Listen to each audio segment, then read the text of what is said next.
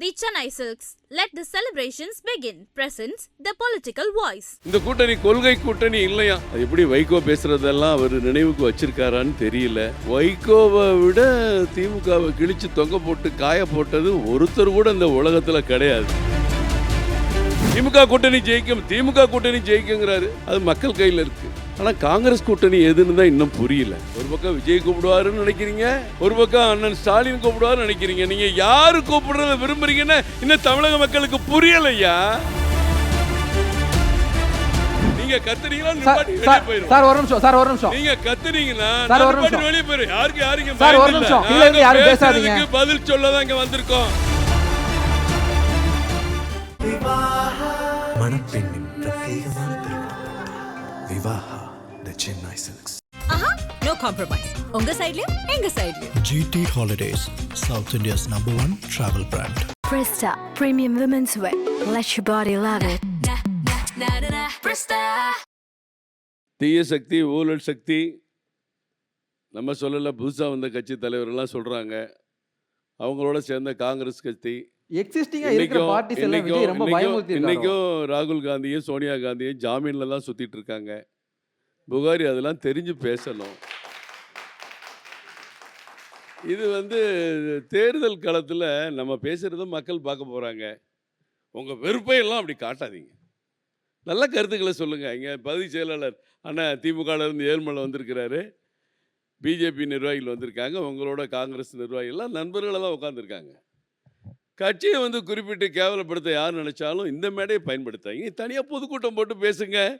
நாங்கள் ஓரத்தில் இருந்து ரசித்தா பிடிச்சா பார்க்குறோம். நான் அதெல்லாம் பேச வரல. முதல்ல அவங்க எடுத்து வைக்கிறது இந்த கூட்டணி கொள்கை கூட்டணி இல்லையா? அது எப்படி வைகோ பேசுகிறதெல்லாம் அவர் நினைவுக்கு வச்சிருக்காரான்னு தெரியல. வைகோவை விட திமுகவை கிழிச்சு தொங்க போட்டு காய போட்டது ஒருத்தர் கூட இந்த உலகத்தில் கிடையாது.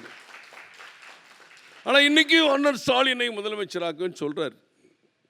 அன்னைக்கு சொல்கிறத நம்புறதா இன்னைக்கு சொல்கிறதா நம்புறதான்னு தெரியல. ஒருவேளை கூட்டணிக்குள்ளே இருந்துக்கிட்டே ஏதாவது குழப்பம் பண்ணலான்னு முடிவு பண்ணியிருக்காரான்னு புரியல. திமுக கூட்டணி ஜெயிக்கும், திமுக கூட்டணி ஜெயிக்குங்கிறாரு. அது மக்கள் கையில் இருக்குது. ஆனால் காங்கிரஸ் கூட்டணி எதுன்னு தான் இன்னும் புரியல. நம்ம சொல்லலைங்க. அவங்க பிரவீன் சக்கரவர்த்தி விஜய் ஒரு பக்கம் பிடிச்சிக்கிறாரு, திமுக ஒரு பக்கம் பிடிச்சிக்கிறாரு. மாணிக் தாகூரும் ஜோதிமணியும் ஒன்று சொல்கிறாங்க, செல்வ பெருந்தகையும் ஒன்று சொல்கிறாரு. நேத்து கிறிஸ் ஜோடங்கர் விஜய் ரொம்ப விரும்புகிறாரு. எங்களை என்ன விரும்புகிறாரு? நீங்கள் என்ன ஹீரோயினா, அவர் ஹீரோவா விரும்புகிறாரு?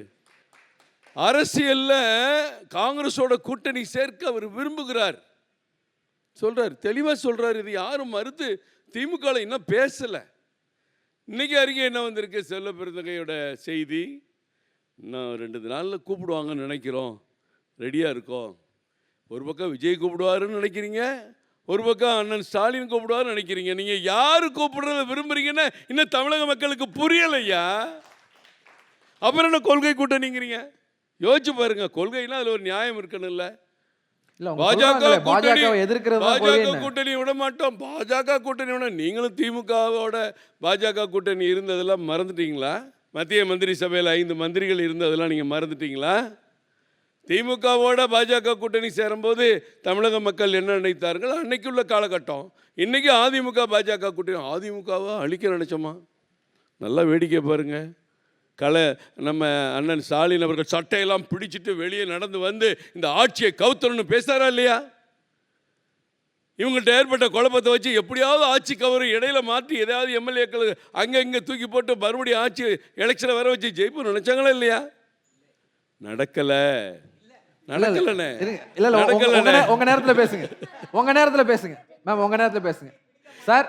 சார் உங்க நேரத்துல பேசுங்க. பின்புறம் நிச்சயம் பிடிக்க மாட்டீங்க, முன்புறம் மறுபடியும் தேர்தல் வரும்னு எதிர்பார்த்தீங்களா இல்லையா? என்ன சரவணன் எதிர்பார்த்தீங்கள? அது இல்லைன்னு நீங்கள் சொல்ல முடியாது. எப்படியாவது இந்த ஆட்சி இடைப்பட்ட காலத்தில் கவிழ்க்கப்படணும்னு ஆசைப்பட்டோம்ல. தமிழ்நாடு மக்கள் ஆசைப்படலை. புரட்சி தலைவி ஜெயலலிதா அம்மா அவர்கள் உருவாக்கின இந்த ஆட்சி நீடிக்கன்னு நினச்சாங்க. மக்களால் தேர்ந்தெடுக்கப்பட்ட அரசை தொடர்ந்து கவிழ்ப்பது இந்திய அரசில் 54 முறை திமுக உள்பட திராவிட முன்னேற்ற கழகம் 2 முறை ஆட்சி கவிழ்ப்புக்கு உள்ளான கட்சி யாரால்? காங்கிரஸ் கட்சியால் ஆட்சியை விட்டு துரத்தி அடிக்கப்பட்டது. இவங்க கொள்கை கூட்டணியா புகாரி சொல்றார். 2 முறை திமுக ஆட்சியை வீட்டுக்கு அனுப்பிய காங்கிரஸ் இவங்களும் ஒன்னா இருக்கிறது கொள்கை கூட்டணியாங்க. இதை நம்ம எப்படி புரிஞ்சுக்க? நமக்கு தமிழ் புரியல. இப்போ அடிக்கடி தமிழ் பேசுகிறாங்க, திராவிடன்னு பேசுகிறவங்க இப்போ தமிழ்னு பேசுகிறாங்க. தேர்தல் வருதுல்ல, தமிழ்னு பேசணும்ல. புகாரி பேசியிருக்கணும். ஏன்னா தமிழ்நாட்டில் அரசு பள்ளி ஆசிரியர்கள் மேம்பட்ட பரீட்சை எழுதும்போது தமிழில் 80,000 பேர் பரீட்சை எழுதுனதில் 50,000 பேர் 20 மார்க் தமிழில் வாங்க முடியலையே அப்படின்னு புகாரி கண்கலங்கி செல்வ பெருந்தகை சட்டமன்றத்தில் பேச சொல்லி இந்த தமிழில் ஃபெயிலான ஆட்கள் டீச்சர் எல்லாம் ஒரு வாரம் சஸ்பெண்ட் பண்ணு சொல்லியிருந்தா கூட சந்தோஷப்பட்டிருப்போம். இன்றைக்கி தமிழ்னு பேசுகிறீங்க. இதே கம்யூனிஸ்ட் இயக்கங்கள் உங்களை பேசுகிறத விட மக்கள் நல கூட்டணியில் திமுகவுடைய ஊழலை புள்ளி விவரங்களோடு எடுத்து வச்சாங்களே கம்யூனிஸ்ட் கட்சிகள், அவங்க உங்களோட தானே இருக்காங்க. இது கொள்கை கூட்டணியா?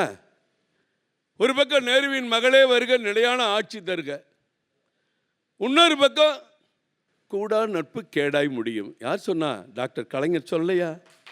சொல்லுங்க. இது கொள்கை கூட்டணியா? என்னங்க கொள்கை கூட்டணி? தமிழ்நாட்டில் ஒன்றா தேர்தல் நிற்கிறீங்க, கேரளாவில் எதிராக நிற்கிறீங்க, தமிழ்நாட்டில் ஒன்றா நிற்கிறீங்க, தெலுங்கானாவில் எதிராக நிற்கிறீங்க, ஒவ்வொரு மாநிலத்திலும் போய் கெஞ்சுறீங்க மம்தாட்டை இத்தனை சீட்டு கொடுங்க. உங்கள் வேண்டவே வேண்டாங்க அறிவிச்சிட்டாரு கெஜ்ரிவால். இனிமேல் எந்த காலத்திலையும் காங்கிரஸோட கூட்டணி இல்லை. இதானங்க காங்கிரஸ் கட்சியோட அகில இந்திய நிலைமை. இதை நீங்கள் மறுக்க முடியுமா? அப்படிப்பட்ட நீங்கள் இன்னைக்கு பாஜக பற்றி தமிழ்நாட்டு மக்களுக்கு என்ன செய்யலை? நம்ம பட்ஜெட்டில் திருக்குறள் சொல்லலையாங்க. ஏன்னா இவங்க எல்லாம் திருக்குறள் சொல்லி தான் பட்ஜெட்டே தொடங்கினாங்க காங்கிரஸ் கட்சி. நம்ம வரலாறை பார்த்துக்கிட்டு இருக்கோம். தமிழை பற்றி என்னைக்காவது ஒரு நாள் காங்கிரஸ் பிரதம மந்திரி பேசியிருக்காராங்க? தமிழையும் தமிழ்நாட்டையும் தமிழின் பெருமைகளையும் போன மாதம் நடந்த மனதின் குரல்ல இருந்து ஐநா சபையில் போய் பேசுகிற வரைக்கும் பிரதமர் பேசாத நாள் இருக்கா? நேற்று பட்ஜெட்டில் தமிழ்நாடை பற்றி இல்லையா? தமிழ்நாடை பற்றி எத்தனை விஷயங்கள் இருக்குது தெரியுமா? நீங்கள் எல்லாம் தெரிஞ்சுக்கணும். நம்பர் 1, சென்னையிலேருந்து பெங்களூருக்கும் ஹைதராபாத்துக்கும் அதிவேக ரயில். இன்றைக்கி இருக்க வந்தே பாரத்தை விட இன்னும் 25% அதிகமான வேக ரயில். குற்றாலத்தில் அந்த மலையேற்று பயிற்சிக்கான மையம் அமைக்கப்படும். அதுக்கு பல 100 கோடிகள் உருவாகும். மத்திய அரசு முதலீடு செய்வாங்க. சந்தன மர உற்பத்தி மேம்படுத்தல், அது தைலத்தை ஏற்றுமதி பண்ணுதல். சந்தன மரம் தமிழ்நாட்டில் முக்கியமாக வளரக்கூடிய மரங்களில் தமிழ்நாட்டில் சந்தன மரம் இருக்குது. அதுவும் நம்ம தமிழ்நாட்டுக்கு தான் பயன்படும். கனிம வளம். இந்த கனிம வளம்னா பல பேருக்கு இங்கே தலை வலிக்குது. ஐயோ என்னடா கனிம வளத்துக்கு ஒரு கேரிடர் போடுறாங்க, அப்போ தமிழ்நாட்டில் இருக்கிற கனிம வளங்களை எல்லாம் கொள்ளையடிக்க போகிறாங்களா அப்படின்னு செல்வ பெருந்தகை கூட நேற்று பேசியிருக்கிறார். கனிம வளத்தை கொள்ளையடிக்கிறதுல உலகத்துக்கே எடுத்துக்காட்டி எப்படி கொள்ளையடிக்கிறது தெரிஞ்ச ஒரே ஆளுங்க தமிழ்நாடு தான். மத்திய அரசு இங்கேருந்து மணல் எடுத்து கேரளாவுக்கு கடத்த போகுதா? யோசிச்சு பாருங்க. அப்படியே காட்டுறாங்களே சில பேர் வீடியோ. கேரளா எல்லையில் வரிசையாக லாரி அடிக்குது. அந்த ஊரில் தாங்க அதிக மணல் இருக்குது. இங்கே ஒரு கேரளாக்கார் உட்காந்துருக்காரு. ஆனால் அந்த ஊரில் மணல் எடுக்க மாட்டாங்க. நம்ம ஊரில் மணல் எடுத்து நம்ம ஆற்றுப்படுகை மோசமாக போகணும், நம்ம நீர் மேலாண்மை கெட்டு போகணும், நமக்கு நீர் ஆதாரம் கடன்னு இங்கேருந்து மணல் எடுத்துகிட்டு போய் கேரளாவில் பயன்படுத்துகிறது. வேடிக்கை பார்த்துட்டு வித்துட்டு இருக்கீங்களே, அதை தடுக்கிறதுக்கு இதில் சட்டம் வரும். நீங்கள் வேடிக்கை பார்த்துட்ருங்க. தேங்காய் உற்பத்தியும் தேங்காய் ஏற்றுமதியும் அதிகப்படுத்த போகிறோம். நம்ம ஊரில் இந்தியாவிலே 4வது மாநிலம் தென்னை மரங்கள் அதிகமாக இருக்கிற தேங்காய் உற்பத்தியாக இருக்கிற மாநிலம். நமக்கு அது பயன்படாதா? தமிழ்நாட்டுக்கு என்ன கிடைக்குன்னு கூசாமல் வாய் கூசாமல் பொய் சொல்லி மக்களை ஏமாத்துறீங்களே. அதே மாதிரி முந்திரி உற்பத்தி. இன்றைக்கி வட மாவட்டங்கள் பூரா முந்திரி தான். கடலூர், விழுப்புரம், பண்ருட்டி, திண்டிவனம் அத்தனை பகுதியிலையும் முந்திரி ஏற்றுமதிக்கும் முந்திரி ஆயில் தயார் பண்ணுறதுக்கும் முந்திரி ஃபேக்ட்ரிகள் உருவாக்குறதுக்கும் மத்திய அரசு சப்போர்ட் பண்ணி திட்டம் கொண்டு வராங்க. தமிழ்நாட்டுக்கு பயன்படாதா? ஆதிச்சநல்லூர் தமிழகத்தினுடைய வரலாற்று சிறப்பு மிக்க இடத்த சுற்றுலாவுக்கு திறந்து விட்டு சுற்றுலா மேம்பாட்டுக்கு பயன்படுத்துகிறேங்கிறாங்க. தமிழ்நாட்டுக்கு பயன்படாதா? பழவேற்காடு ஏரி எத்தனை பேர் போய் பார்க்குறோம்? சென்னைக்கு பக்கத்தில் இருக்குது. அங்கே ஒரு பறவைகள் சரணாலயத்தை உருவாக்கி வெளிநாட்டிலிருந்து சுற்றுலா வரக்கூடியவர்களை பழவேற்காடுக்கு வரவழைக்கணும்னு சொல்கிறாங்க. தமிழ்நாட்டுக்கு அது பயன்படாதா? முதலமைச்சர் நேற்று ஒரு பெரிய அறிக்கை கொடுத்துருக்கிறார். 3110 கோடி ஜல்ஜீவனில் நமக்கு வர வேண்டியது இருக்குது. போன வருஷம் 70,000 கோடி ஒதுக்கியிருந்தாங்க. இந்த வட்டம் 17,000 கோடி தான் ஒதுக்கியிருக்காங்க. 67,000 கோடி 17,000 கோடி. 3000 கோடிங்கிறது யூசேஜ் சர்டிஃபிகேஷன் கொடுக்கணும். இத்தனை வீட்டுக்கு குடிநீர் இணைப்பு கொடுத்துருக்கோம், இவ்வளோ பணம் கொடுங்கன்னு. அது பெண்டிங் இருந்தால் இருக்கும். ஆனால் ஒரு விவரம் தெரிஞ்சுங்க, நீங்கள் தமிழ்நாட்டில் மட்டும் நேரடியாக குடிநீர் இணைப்புக்கு மத்திய அரசு கொடுத்துருக்க கனெக்ஷன் எவ்வளோ தெரியுமா? 1,18,00,000 வீடுகளுக்கு மத்திய அரசு ஜல்ஜீவன் திட்டத்தில் கொடுத்துருக்கு. அதை முதலமைச்சர் பாராட்டியிருக்கணும். 1,18,00,000 வீட்டுக்கு தமிழ்நாட்டில் நீங்கள் குடிநீர் கனெக்ஷன் கொடுத்துருக்கீங்க ஜல்ஜீவன் திட்டத்தில். மேலும் கொஞ்சம் கொடுங்கன்னு சொல்கிறதுல தப்பு இல்லை. ஆனால் கொடுக்கப்பட வேண்டிய வீடுகள் குறைய குறைய ஒதுக்கப்படக்கூடிய நிதியும் குறையத்தானே செய்யும். இது கூட அதாவது எந்த அளவில் அவர் அறிக்கை கொடுத்துருக்காரு பாருங்க. இப்படி இருக்கு. இன்றைக்கு குழப்பம் இல்லாத தெளிவான கூட்டணி அதிமுக பாஜக. இல்ல சார், நீங்க அவங்க கொள்கை கூட்டணியான்னு கேள்வி எழுப்புனீங்க. நீங்க கொள்கை கூட்டணி தான்றதுக்கு எந்த பதிலும் சொல்லல, அதையும் சேர்த்து சொல்லிடுங்க. இல்லைங்க, நான் கொள்கை கூட்டணி பற்றி பேசல. இல்ல பேசுனீங்களா? புகாரி தானே பேசினாரு கொள்கை கூட்டணி பற்றி. நான் மதுரையில் இருந்தேங்க, சின்ன பையன் படிக்கிற காலம். கொடியோடு வா அப்படின்னு உடன்பிறப்புக்கு கடிதம் எழுதினார் கலைஞர். கொடியோடு மட்டும் வரல, தடியோடையும் வந்தாங்க.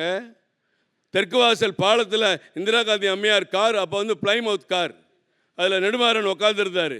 இன்னொருத்தர் அண்ணன் NSV சித்தன் இருந்தாங்க. அந்த கார் தெற்கு வாசலில் திரும்பும் போது அடித்தாங்க பாருங்க காரை. அப்படி அடிக்கப்பட்ட இந்திரா காந்தி அம்மையாருக்கு தலையில் காயம்பட்டு ரத்தம் வந்தப்ப என்னங்க சொன்னாங்க இங்கே திமுகவில்? பெண்களுக்கு எப்படி ரத்தம் வரணும் கேட்கலையாங்க? நீங்க கொள்கை கூட்டணியா? அதெல்லாம் மண்ணாங்கட்டி கொள்கை கூட்டணி இல்ல.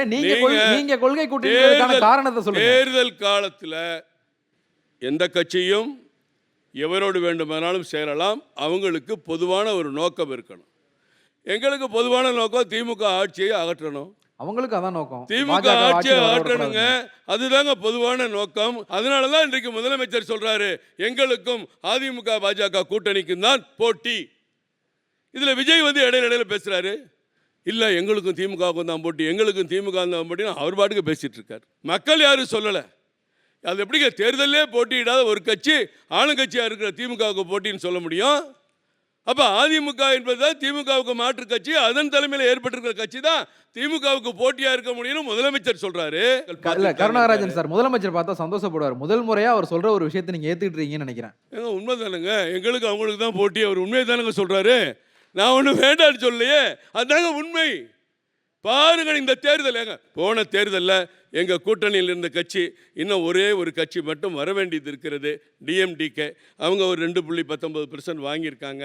எல்லாம் ஏற்கனவே வாங்கின ஓட்டுக்கள் பாஜக கூட்டணியும் 18.52%, அண்ணா திராவிட முன்னேற்ற கழகம் 22.5%, 42% ஓட்டு வங்கி வச்சிருக்க கட்சி தானங்க திமுகவுக்கு போட்டியாக இருக்க முடியும். இன்னும் தேர்தலே போட்டியிடாத கட்சி எப்படிங்க திமுகவுக்கு போட்டியாக இருக்க முடியும்? அதை முதலமைச்சர் சொன்னதை நான் வரவேற்கிறேங்க. அவர் கரெக்டாக தான் பேசியிருக்கிறாரு. ஆனால் அதில் என்ன பண்ணுறாரு, கொஞ்சம் அப்படியே குழப்பி தமிழக மக்களுக்கும் தேசிய ஜனநாயக கூட்டணிக்கு தான் போட்டி அப்படிலாம் கொஞ்சம் சொல்லி பார்ப்பார். என்ன சொன்னாலும் தேர்தல் வாக்குறுதிகளை எதையுமே நிறைவேற்றாத முதலமைச்சர் ஸ்டாலின் அவர்களுக்கு மீண்டும் வெற்றி கிடைக்காது. நகை கடன் தள்ளுபடி, விவசாய கடன் தள்ளுபடி, அத்தனை அரசு ஊழியர்களின் லிஸ்ட் எடுத்துங்க. மின்சார வார தொழிலாளர் இருந்து போக்குவரத்து தொழிலாளர் வரை, ஆசிரியர்கள் இருந்து தலைமைச் செயலகத்தில் பணியாற்றுறவங்க வரை அத்தனை பேருக்கும் சொன்ன வாக்குறுதி நிறைவேற்றலை. இப்படிலாம் பொய் சொல்லி மக்களை ஏமாற்ற முடியாது. களத்தில் முந்தி நிற்பது எடப்பாடி பழனிசாமி அண்ணன் அவர்களை முதலமைச்சர் ஆக்கிய தீர்வோம் என்கிற கூட்டணிக்கு மக்கள் ஆதரவு பெருகிக் கொண்டே இருக்கிறது. முதல்ல டாக்டர் அம்மா சர்மிளா அவங்களே நீட்டை பற்றி இவ்வளோ குழப்பத்தில் தான் நம்ம என்ன பண்ணுறது? நீட்டை வந்து எங்கிட்ட பேசிக்கிட்டு இருக்கீங்க, சுப்ரீம் கோர்ட்ல போய் பேசணும். ஆம்ஸ்ட்ராங்குக்கு CBI விசாரணை வேணும்னு சொன்னால் எதிர்த்து சுப்ரீம் கோர்ட்டுக்கு போக தெரியுது. நீட்டு எதிர்த்துக்கு சுப்ரீம் கோர்ட்டுக்கு போங்க. இங்கே வந்து கால்னு கத்திக்கிட்டு தான் என்ன பண்ணுறது? டெல்லிக்கு சிறப்பு அந்தஸ்து கொடுக்க சொல்லி சுப்ரீம் கோர்ட் சொன்னப்போ நம்ம பார்லிமெண்ட்ல ஒரு லா போட்டோம் சார். தம்பி, யார் ஆட்சியில் நீட்டு வந்தது? காங்கிரஸ் திமுக கூட்டணி ஆட்சியில் நீட்டு வந்தது. நீட்டை சுப்ரீம் கோர்ட் செயல்படுத்த வேண்டும் என்று மீண்டும் வற்புறுத்தி வலியுறுத்திய பிறகு அப்ப கூட தமிழ்நாட்டுக்கு ஓராண்டு. கருணாகராஜன் சார், டெல்லிக்கு சிறப்பு அந்தஸ்து கொடுக்க சொல்லி கூட சுப்ரீம் கோர்ட் சொல்லிச்சு. நம்ம அதை மீறி ஒரு லா வந்து பார்லிமெண்ட்ல பாஸ் பண்ணல. புரியல என்ன சொன்னீங்க? டெல்லிக்கு சிறப்பு அந்தஸ்து கொடுக்க சொல்லி சுப்ரீம் கோர்ட் ஒரு சட்டம் ஒரு தீர்ப்பு சொன்னப்போ அதை மீறி நம்ம பார்லிமெண்ட்ல ஒரு லா பாஸ் பண்ணோம். நாடாளுமன்றத்துக்கு தான் வந்து அதிகாரம் அதிகம். இங்க அது கிடையாது.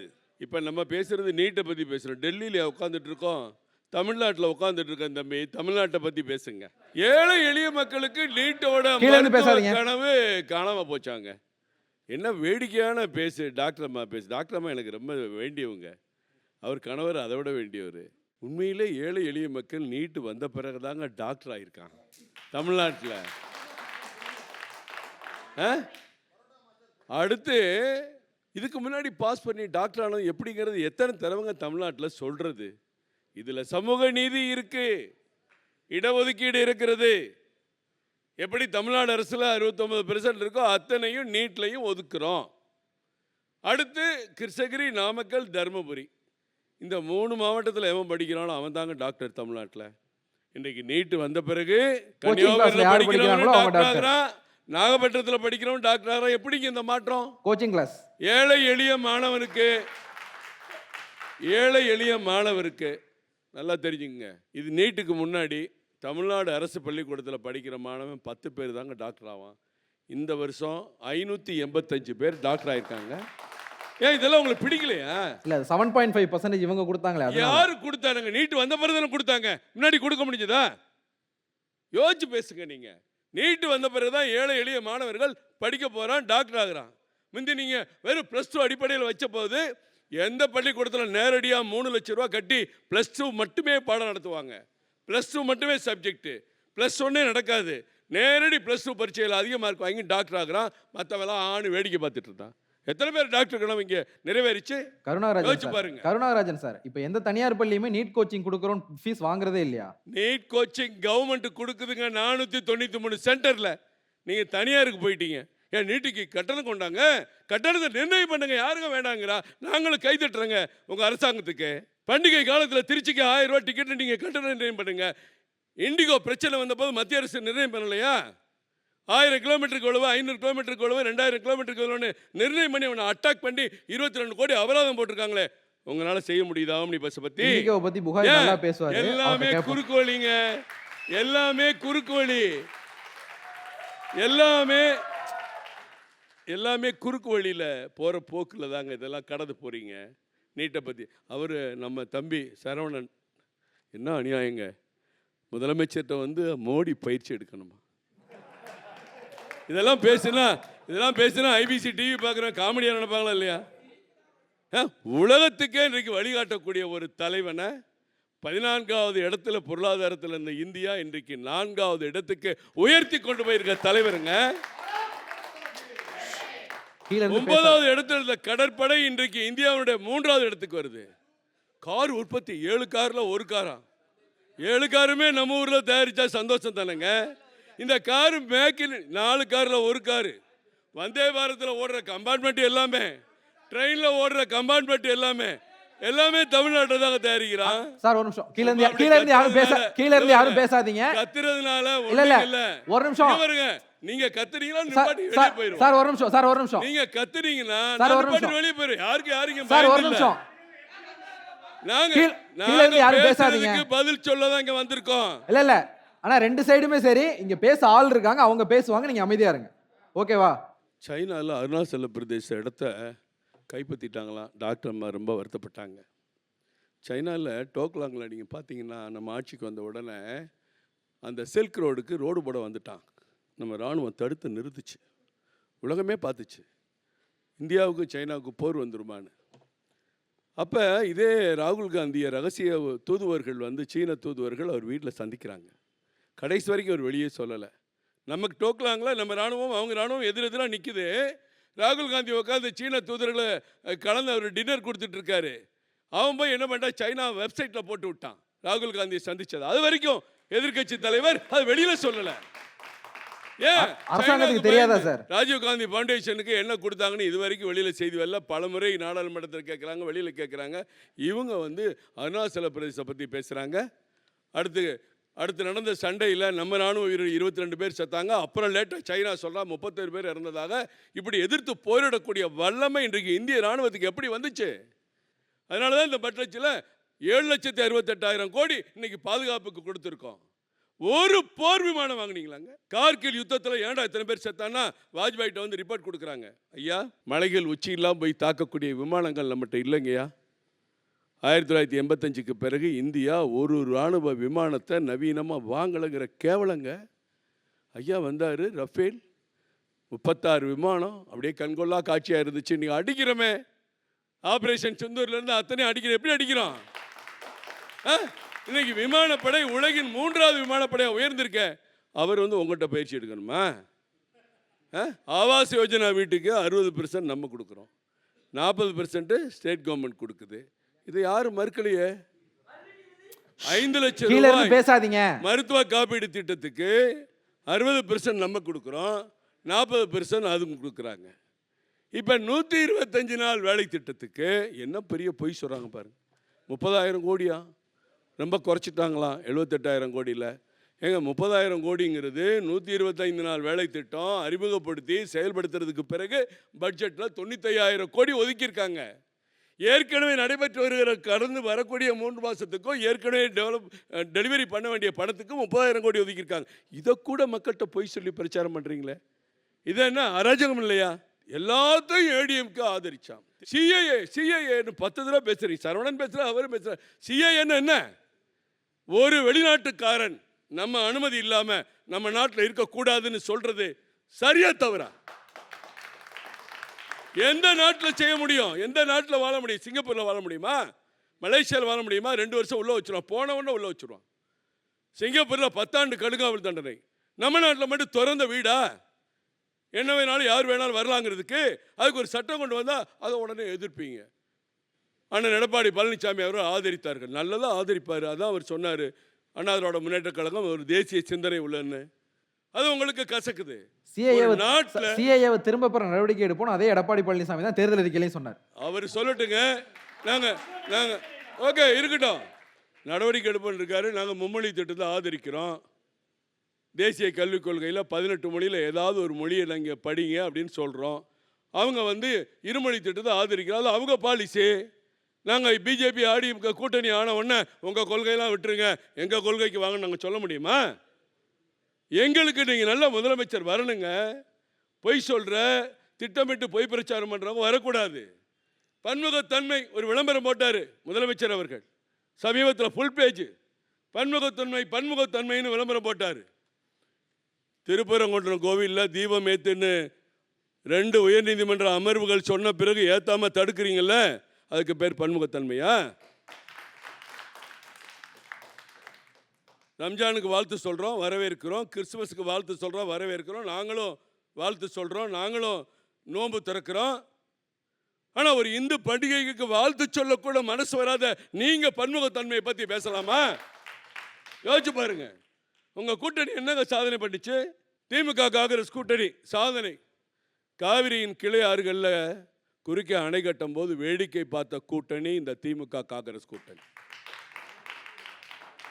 ஜல்லிக்கட்டுக்கு தடை சட்ட மசோதா நிறைவேற்றும் போது காட்டு மிராண்டித்தனம் விளையாட்டு என்று சொல்லி ஜெயராம் ரமேஷ் சொல்லும் போது அதை ஆதரித்து ஓட்டு போட்ட கட்சி திராவிட முன்னேற்ற கழகம். திமுக தமிழகத்தினுடைய பாரம்பரியத்தை முற்றுப்புள்ளி வைத்த கூட்டணி. ஈழத் தமிழர்கள் 1,37,000 பேர் கொன்று குவிக்கப்பட்ட போது போலி உண்ணாவிரதம் இருந்த கூட்டணி இந்த திமுக கூட்டணி. கச்சத்தீவை தாரை பார்க்கும் போது வேடிக்கை பார்த்து விட்டு இன்றைக்கு கச்சத்தீவை மீட்க வேண்டும் என்று தீர்மானம் நிறைவேற்றுகிற சந்தர்ப்பவாத கூட்டணி இந்த திமுக காங்கிரஸ் கூட்டணி. இவங்க இதை பற்றி பேசுகிறாங்க, எய்ம்ஸை பற்றி பேசுகிறோம். ரொம்ப வேடிக்கையாக இருக்குது.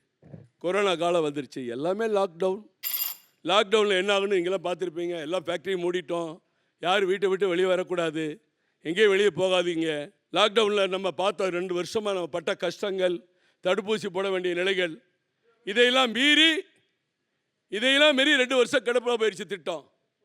மறுமதிப்பீடு பண்ண வேண்டியிருக்கு. புது பார்லிமெண்ட் எப்ப சார் கட்ட ஆரம்பிச்சோம்? அதுக்கடுத்து சொல்லி முடிக்கிறேன். அதுக்கடுத்து மறுமதிப்பீடு பண்ண வேண்டியிருக்கு. அவர் 180 நீங்க பேசுறது கேட்கல தம்பி. இல்ல, புது பார்லிமெண்ட் நம்ம எப்ப கட்ட ஆரம்பிச்சோம்னு கேட்டேன். புது பார்லிமெண்ட் கட்ட ஆரம்பிச்சோம், இடம் ரெடியா இருந்துச்சு, அனுமதி ரெடியா இருந்துச்சு, கட்டோம். இங்க இடமே 3 இடம் பார்த்தேன் தம்பி. உங்களுக்கு தெரியுமா தெரியாதா? நீங்க அப்ப எந்த நிலையில இருந்தீங்கன்னு தெரியாது எனக்கு. மதுரையில கட்டுறதா, சேலத்துல கட்டுறதா, புதுக்கோட்டையில கட்டுறதா? மதுரையில நம்ம அடிக்கல் நாட்டி 7 வருஷம் ஆச்சு. நான் சொல்றது மதுரையில அடிக்கல் நாட்டி 7 வருஷம் ஆச்சு. அடிக்கல் நாட்டி 7 வருஷத்தை சொல்றேன். இது மொத்தமும் ஜப்பான் ஜிக்கா உதவியோட நம்ம கட்டுறதுன்னு உங்களுக்கு நல்லா தெரியும். சரி நாங்கள் கட்டுறோங்க. 25 வருஷ கனவுங்க எய்ம்ஸுங்கிறது. இல்ல, அதை கொடுங்கன்னு தான் கேட்குறாங்க. நீங்கள் 10 வருஷம் ஆட்சியில் இருந்தீங்களே, அதை பற்றி என்னைக்காவது ஒரு துளியாவது ஒரு ஆசைப்பட்டிருக்கீங்களாங்க? எய்ம்ஸுங்கிற ஒரு மருத்துவமனை தமிழ்நாட்டுக்கு வேணும்னு திமுக காங்கிரஸ் கூட்டணி என்னைக்காவது நினச்சிருக்கா? யோசிச்சு பாருங்க. நீ எய்ம்ஸை பற்றி பேச உங்களுக்கு என்னங்க உரிமை இருக்கு? நீங்கள் செய்யாததெல்லாம் நம்ம செஞ்சுருக்கோம். 11 லட்சம் கோடிக்கு கணக்கு இருக்குங்க. உங்களுக்கு வாசிக்க நேரம் இல்லாட்டி தம்பிக்கு நான் உங்களுக்கு மெயில் அனுப்பி விடுறேன். மோடி வந்து பயிற்சி பண்ணலுங்கிறது மேலே காமெடி உலகத்திலே கிடையாது. அமெரிக்கா 50% வரி விதிப்பு முடியாது, இந்தியா பொருட்கள் உள்ள வரவிட மாட்டோன்னாரு. மோடி என்ன பயந்து நடுங்கினாரா? நீ போன போயா, ஈரோப்பாவில் இருக்க 18 நாடுகளோட ஒப்பந்தம் போட்டேன்னு போட்டாரு. உங்களால் முடியுமா? தொழில் வளர்ச்சி 4 காரில் 1 காரு, 4 காரும் நம்ம ஊர் தாங்க. மேக் இன் இந்தியா வந்த பிறகு பென்ஸ் BMW நம்ம ஊரில் தயாரிச்சுட்டு இருக்கோம். நீங்களும் அந்த உத்தரவு போட்டீங்க. தமிழ்நாட்டில் ஒரு மாற்றம் தேவை. சொன்ன தேர்தல் அறிக்கையில் எதையுமே நீங்கள் செஞ்சு முடிக்கல. எல்லா தரப்பு மக்களும் போராட்ட களத்தில் இருக்காங்க. எனவே இந்த தேர்தல் மாற்றத்திற்கான தேர்தல். இது கொள்கை கூட்டணியா அப்படின்னு கேட்டால் இல்லை. ஆனால் இது கொள்ளை கூட்டணியா? கொள்ளை கூட்டணி யார், கொள்கை கூட்டணி யார் என்று மக்களுக்கு தெரியும். மக்கள் பார்த்துக்கிட்டு இருக்காங்க. திமுக ஆட்சியினுடைய சாதனைகளை விட வேதனைகள் தான் நீங்கள் அதிகம். வெற்றி அதிமுக பாஜக கூட்டணிக்கு. நாளைய முதல்வர் அண்ணன் எடப்பாடி அவர்கள். நன்றி சார். மணப்பெண்ணின் பிரத்யேகமான திருமணம் Vivaha the Chennai silks. No compromise. உங்க சைடுலயும் எங்க சைடுலயும். GT Holidays, South India's #1 travel brand. Presta Premium Women's Wear. Let your body love it. Presta.